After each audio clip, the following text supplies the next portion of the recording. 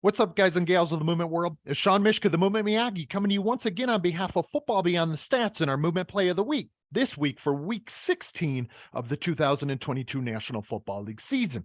And you know what that means. We're talking late December football here, where things like pressure and anxiety for teams continues to arise. Playoff hopes are on the horizon, and playoff hopes are on the line on each and every game and almost on each and every play in some of these cases in the way that it seems or appears on any given NFL Sunday. We also have some of the constraints that are at play from a fatigue standpoint, a cumulative fatigue, or guys being banged up, guys having gone through certain injuries, just as we have today with Hunter Renfrow, who is awarded our Movement Play of the Week. He was out a number of games, I think 5 or maybe 6 games with an oblique. He had some other injury issues throughout the season that he's been battling.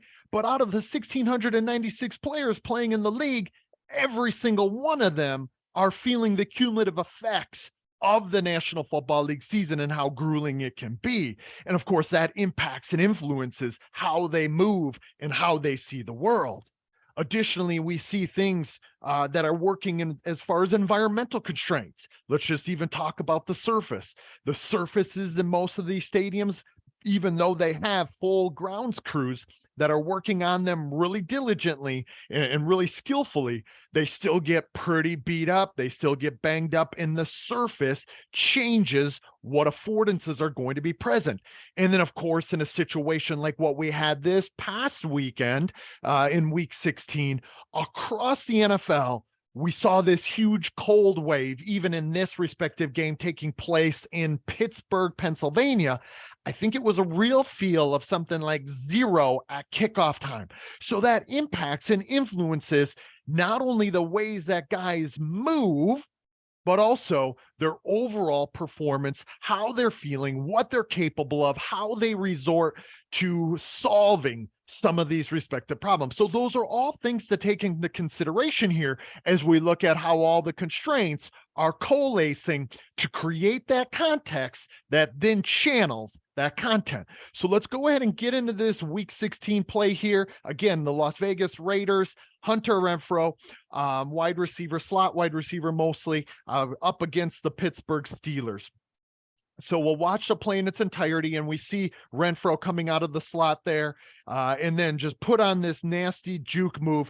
We have Minka Fitzpatrick not giving his best effort there to come and help out. Again, remember, this is early in the first quarter, early in the game in the first quarter. It's pretty cold, and players are still getting acclimated to what's happening, what's unfolding, and how it is that they might be able to behave or perform on this respective day. Let's watch it one more time through at full speed, and then we'll see it in a number of other views here, and then we'll get into it in slow motion. So it looks rather simple, but if what you see here is nothing but the simplicity, I want to really implore you to look at what this can be for a really try to be like a proving ground of how one might be able to actually create learning environments really easily, really simply, to create movement solutions that are going to be able to be coordinated, controlled, and organized in the complex world of American football. So it might look simple on the surface, but as with any of these respective plays, we know that the human movement system and human movement behavior is taking place through a complex adaptive system. Okay, so there's a lot more interacting component parts here than really us being able to isolate or simplify things down to those component parts. And it's in how in those parts are going to relate to one another, perpetually feed into one another, that's going to actually give us our analysis, our scope and scale of analysis as to what's happening, what's unfolding, and then most importantly, as a sport movement specialist or skill acquisition specialist, us to be able to step in and manipulate constraints that are going to facilitate or channel this similar type of movement behavior for the athletes we work with. So stay tuned for that, because we're going to be able to get into some really cool nuances as to how easy it would be to manipulate constraints to channel this type of movement behavior. maybe not Hunter Renfrow creativity and novelty and his type of juke ability, his shimmy and shake, but we can allow athletes to find their own authentic movement signature and problems that look, feel, act, and behave somewhat similar to this. So let's look at it at 50%. First, we have to remember Hunter Renfrow coming back from the oblique. I'm not sure which one it was, right side, left side. I'm not even sure the extent of it. It's just this is his second week back, and he hasn't really found his way as well as he has in the past, particularly last year when I think put him on my second team for the all movement team, right behind Cooper Kupp and Devontae Adams. So obviously, I think very highly of Hunter Renfrow, but we have to think about how that oblique might influence the way he moves, particularly in his if we're taking and talking about a 90-degree type of cut on, say, this option route, being able to go in or go out, and Hunter Renfrow from the slot being one of the best at running this type of option route, what we might find is he might be a little constrained or restricted in his ability to shimmy, shake, move the shoulders, simply because that oblique would be restricting some of that biomechanical movement or taking those degrees of freedom and fixing and freezing them a bit. So normally we would see him in this case, and this corner actually played this exceptionally well. We would see him give a little bit more flavor, give a little bit more spice on top of this, if you want to think about it like that. Show a little bit more of his style, but instead it's just a simple out. And, usually we'd see him give a hard look to the inside and then bring it outside to keep that defensive back guessing because of the unpredictability and respecting Renfrow's capabilities and in being able to take that in or out. But instead, we see him pretty rigid here.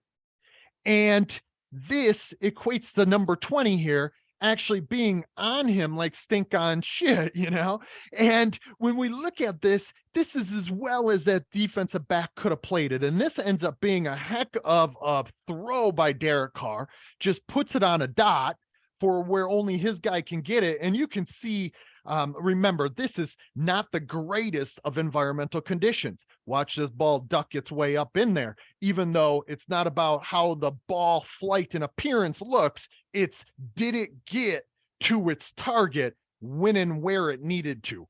And of course, Derek Carr does exactly that. So even though this was a duck of a ball, it ends up where only his guy can get it, and that is right past the outstretched arms of the Pittsburgh Steelers corner number 20 here. And so Renfrow has to snag that ball first and foremost. This is local movement problem, essentially number 2, because he has to get the get off out of his stance, get open, and make the cut to be able to get this out. And then what we find is obviously he has to secure the catch. Remember, in this case, the ball is the program, and you have to catch the ball first and foremost. But once you catch the ball, particularly for a playmaker like a Hunter Renfrow, you get into playmaker mode. Now it truly is about adaptability. Let's face the facts here. This whole route and everything that happens on any given play on a National Football League Sunday, in my perspective, is about adaptability.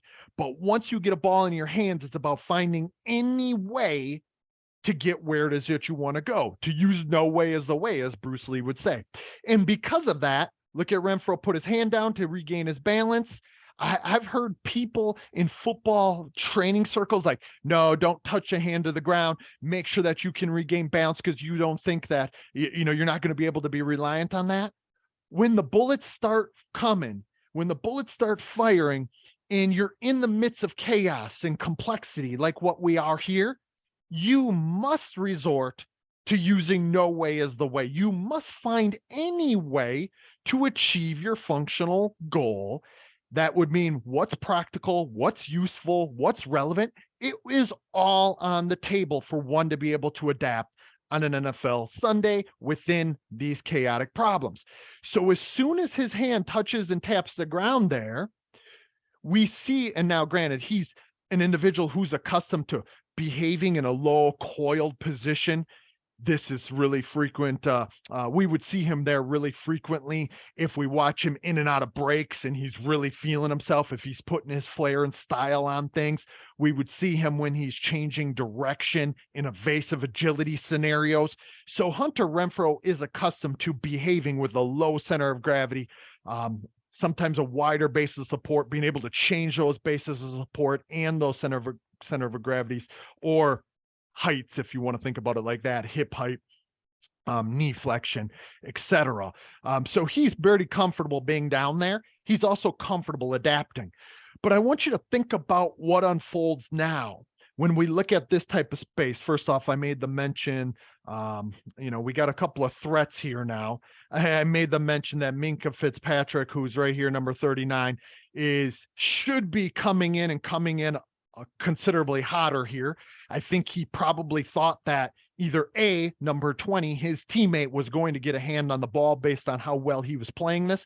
Number two, he probably thought, based on where Hunter Renfrow was, that he was going to end up going out of bounds, as opposed to putting his hand down, regaining his balance, and then trying to get north and south to the end zone. And he also looked at the amount of space that was probably taking place here with this additional defensive back.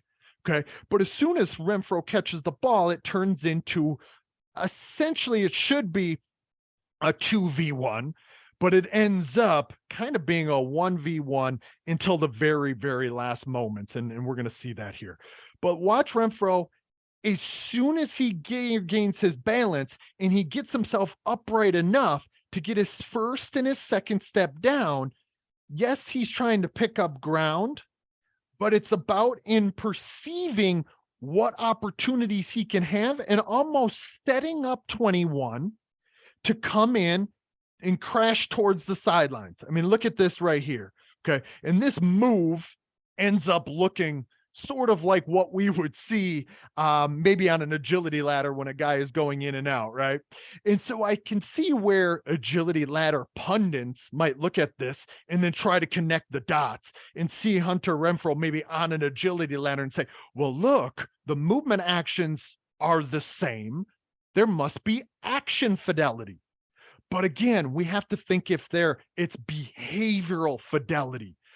What is actually channeling the context that is that movement solution? What actually is channeling the behavioral organization, the perceptions, the intentions, and the actions?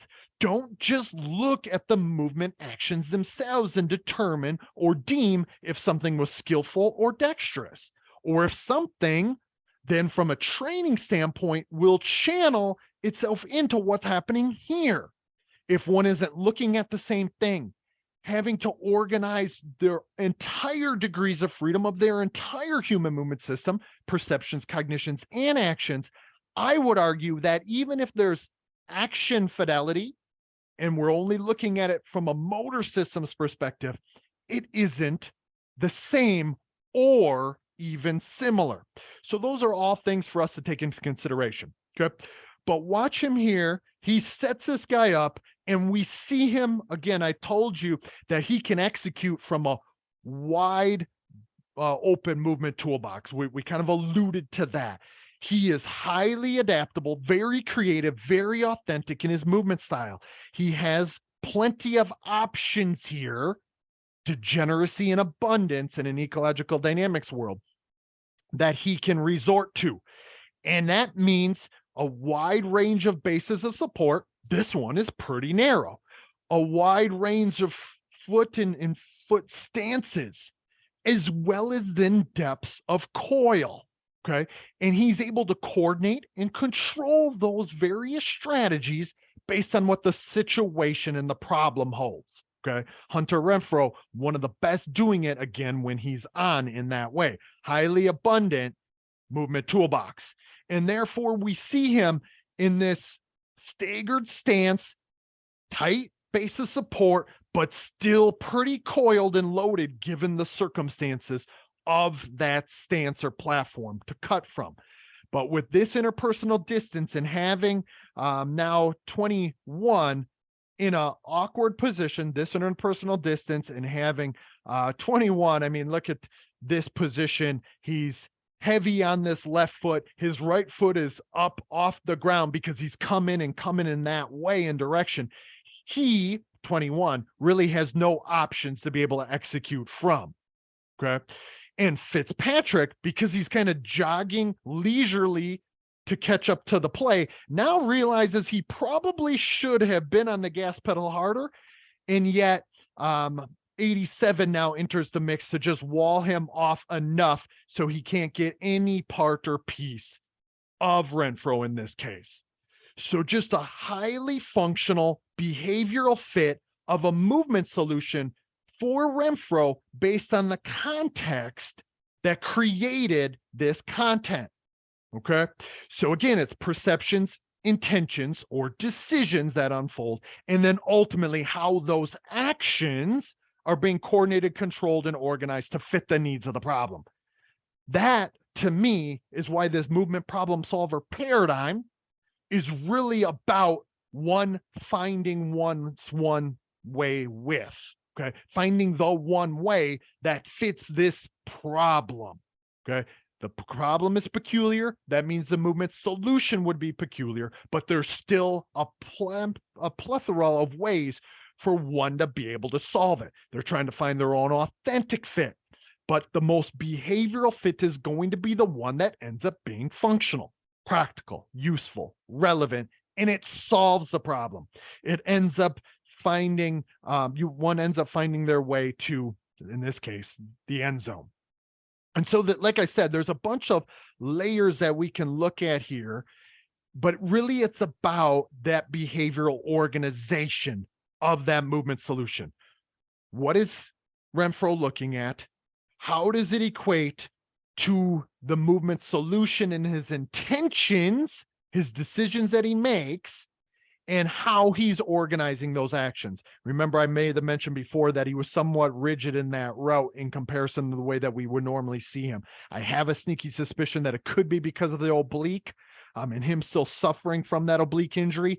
It could be, and I'm talking here in the penultimate step or maybe the last two steps before the route. Look at him zero in right here, though. We can see where his helmet is. Okay. He's looking at the eyes of the defender. Again, this is perceptual degrees of freedom. Some would look at the eyes. Some would be able to take in information about interpersonal distance here. Some would be taking in information about speed or postural kinematics. We're trying to channel each guy's attention, each guy's perception to be organized in their most authentic way. Okay. And now when we clear that, let's go ahead and watch him now in this second to the last, and then his penultimate step, and then into the last step in the coil up out of the top of the route. Okay. We would usually see a little bit more flair to deceive one into thinking that he might be able to bring that inside. But instead, 20 obviously gets the jump and goes right on with him. Now we see how close that was to it being an actual pass breakup, a PBU there, but it wasn't. And obviously now Renfrow has to move on to next local movement problem. We see here that how tightly coupled these problem solution dynamics are, these changing states of organization on both sides. What do I mean by that? Let me go back one frame if I could and start to show you that when Renfrow connects to number 21, he right here, which is right here, watch the very next frame when he watches 21 move from here to there and pick up his right foot. Okay. So when 21's foot comes up, watch what happens and unfolds for Renfrow's movement behavior in his behavioral organization. Okay. He coils and loads, highly tightly coupled. My estimation would be, now he wouldn't be able to explicitly articulate this most likely. I also don't think he's planning and predicting this in any way, shape, or form. It is occurring, at least from my perspective and my explanation, in this tightly coupled fashion. So when 21 leans, because Renfrow has been in these types of scenarios and situations, his movement behavior is tightly coupled to this specifying information.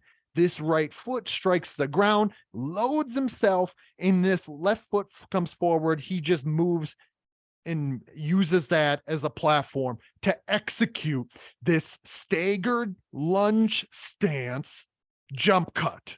Okay. But again, it's connected in a highly adaptable way to what the problem was offering him.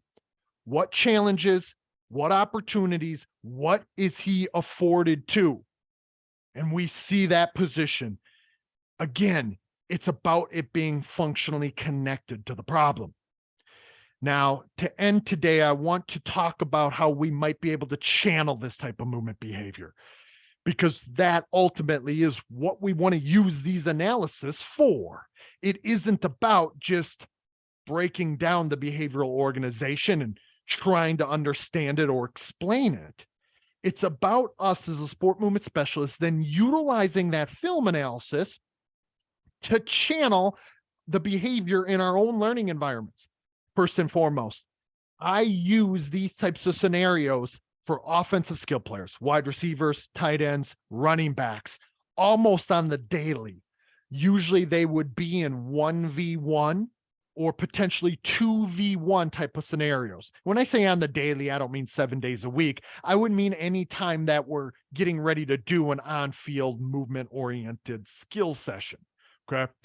And so you could have a ball coming from multiple places here and have a defender giving a contest to that catch and then having them move on to solving that problem. That's where the 2v1 would unfold.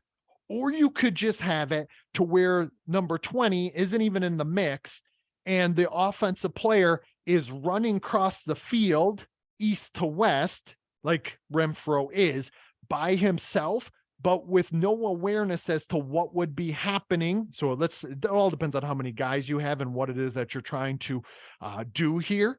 But usually I will do this, let's say, especially if we're doing it in a goal line scenario, but it could just be a first down line to gain. I will do it. Let me get my stars out to kind of show you what might be set up. We might put a cone here. Scratch that. Let's go. We'd probably put a cone here and a cone here representing the sideline. And of course that can be flipped. So it's really easy to do repetition without repetition in this type of scenario. Do one going to the right, one going to the left, one going to the right, one going to the left, or even do a bunch to the right, bunch to the left. You get where I'm going with this. We could have up here a star on the pylon, and then a star would be off screen. That star represents my cones, which, remember, in my world, cones are just boundaries. Okay. And those boundaries then would define our workspace. We could change that workspace repetition to repetition, creating totally different movement problems in order to solve. That workspace is going to tell us and afford us certain behavioral opportunities, right? And then now, once this guy catches the ball, and now we see Fitzpatrick entering the space, and I might do that if we're doing a 2v1 or a 3v1 type of scenario. Okay, we could have that guy entering at different speeds, entering from different places. We could have Fitzpatrick becoming a chaser. We could have a guy chasing, say, where this ref is, and entering the space to chase it from behind, which all changes the behavioral opportunities. And then typically I would have a guy usually starting somewhere on that line to gain. And I think 21 ends up coming maybe from the end zone more in this direction. But usually I would have him starting, say, on one of the cones and entering the space. But we would change where that individual's entering from. We might even change their intentions, meaning how fast they would come, how they would try to press to that receiver once he catches the ball. Maybe we would have him tighter on one rep without the skill player knowing it, and then playing more off where that guy has to cover more ground, and just continually setting up differing movement problems, literally repetition to repetition. And that's why I talk so frequently about this being the problem-solving process for each and every player, both those on the defense who are then trying to close and cover more ground and read and perceive more information about the receiver's behaviors, but then also on the flip side, problem solution dynamics, the solver, this in this case, the Hunter Renfrow, that when he turns, okay, let me get my mouse going here. When he turns, he has to take in where those opponents are. How fast are they coming? Is Minkah Fitzpatrick, like in this case, jogging into the space? What does that channeler afford for me? Where is 21 coming from? And how is 21 behaving, particularly when he gets into these metastable regions where now space is closing and I can either continue, if I'm Renfrow, to move down the sideline, and we would set this up in our learning environment, or look for the cutback inside. And if I'm going to look for either one of those opportunities, it isn't about just choosing and going with it. It's about staying highly adaptable. And what guides my adaptability? My perceptions. What am I looking at? When am I looking at it? How am I picking up those affordances or opportunities? My intentions and my decisions. If I organize this intention, I have this thought, this aim to act in this given way, what does it do? If I press and push into that space, how does the behavior of my immediate opponent, who is the most threatening one to my functional goal here, how does that change what other opportunities might arise? All of these things, guys and gals, really easy ways, at least from my perspective, to be able to set up alive movement problems that have unpredictability, that change every rep, and that still have representative nature to them. So anything as low as 1v1 to 2v1 to even 3v1, like it would be in this scenario or situation. We could then add a teammate if we wanted to. The options here, guys and gals, are endless. But to me, this is where movement skill acquisition specialists can live and breathe and help arm football coaches with scenarios and situations that look, feel, act, and behave more like the game will. There is no reason, no excuse as to why these types of movement problems can't find their way into more skill practices, more individual sessions, more indie periods, more 1v1, 2v1. These should be things that, from my perspective, are repped out. And when they're repped out, I don't mean in a rote repetition fashion where we're trying to do the same thing each time, but to do so through setting up movement problems that look, feel, act, and behave like the sport will, and give that performer more adept and more opportunities, really more exposure, more experience in being able to coordinate their movement behaviors to fit these types of problems, because they happen really frequently in most National Football League games, all the way down to college, down to high school, down to the Pee Wee level. So hopefully you were able to get some things here from this week's video.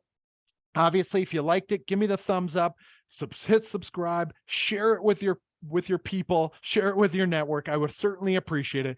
We have one more week of movement analysis to do for this year's 2022 National Football League season. And then we are going to announce my movement awards and my all movement team, and then ultimately my mover of the year.